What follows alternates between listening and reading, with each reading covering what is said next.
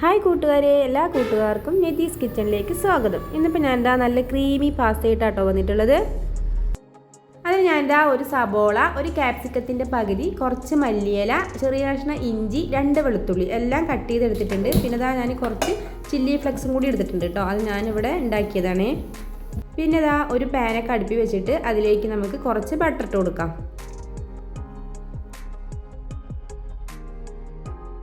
Butter നന്നായി മെൽട്ടായതിന് ശേഷം അതിലേക്ക് 1 ടേബിൾ സ്പൂൺ കോൺഫ്ലവർ ഇട്ട് കൊടുക്കാം. എന്നിട്ട് നന്നായി ഒന്ന് മിക്സ് ചെയ്യണം.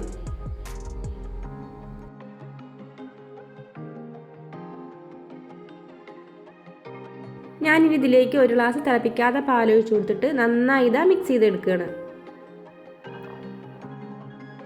അങ്ങനെ നല്ല ക്രീമായി കിട്ടിയിട്ടുണ്ട്. ഇനി ഇതിലേക്ക് ചില്ലി ഫ്ലെക്സും ഇഞ്ചിയും വെളുത്തുള്ളിയും കട്ട് ചെയ്ത് ഇട്ട് കൊടുത്തിട്ട് നന്നായി ഒന്ന് മിക്സ് ചെയ്തതിന് ശേഷം കുറച്ച് കുരുമുളക് പൊടിയും കൂടി ഇട്ട് കൊടുക്കുക. എന്നിട്ട് ഒന്നുകൂടെ ഒന്ന് മിക്സ് ചെയ്യുക.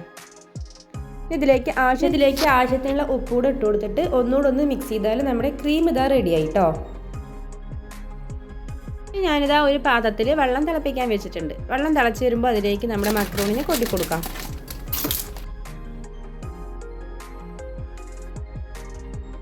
ഇതിലേക്ക് ആവശ്യത്തിനുള്ള ഉപ്പിട്ട് കൊടുത്തിട്ടൊന്ന് മിക്സ് ചെയ്യാം. പെട്ടെന്ന് ഇത് വേവിട്ടോ. വെന്തതിന് ശേഷം നമുക്ക് ഇതുപോലെ ഒന്ന് കോരിയെടുക്കാം. ഞാൻ കോരിയെടുത്ത് വെച്ചിട്ടുണ്ട് കേട്ടോ. ഇനി ഞാനൊരു പാൻ വെച്ചിട്ട് അതിലേക്ക് കുറച്ചുകൂടെ ബട്ടർ ഇട്ട് കൊടുക്കുകയാണ്. ഇനി അതിലേക്ക് സബോള, ക്യാപ്സിക്കം, മല്ലിയില എല്ലാം കൂടി ഇട്ടിട്ട് നന്നായി ഒന്ന് മിക്സ് ചെയ്യണം. ഒന്ന് വഴറ്റിയെടുക്കാം. ഇതിലേക്കുള്ള ആവശ്യത്തിനുള്ള ഉപ്പിട്ട് കൊടുക്കാം.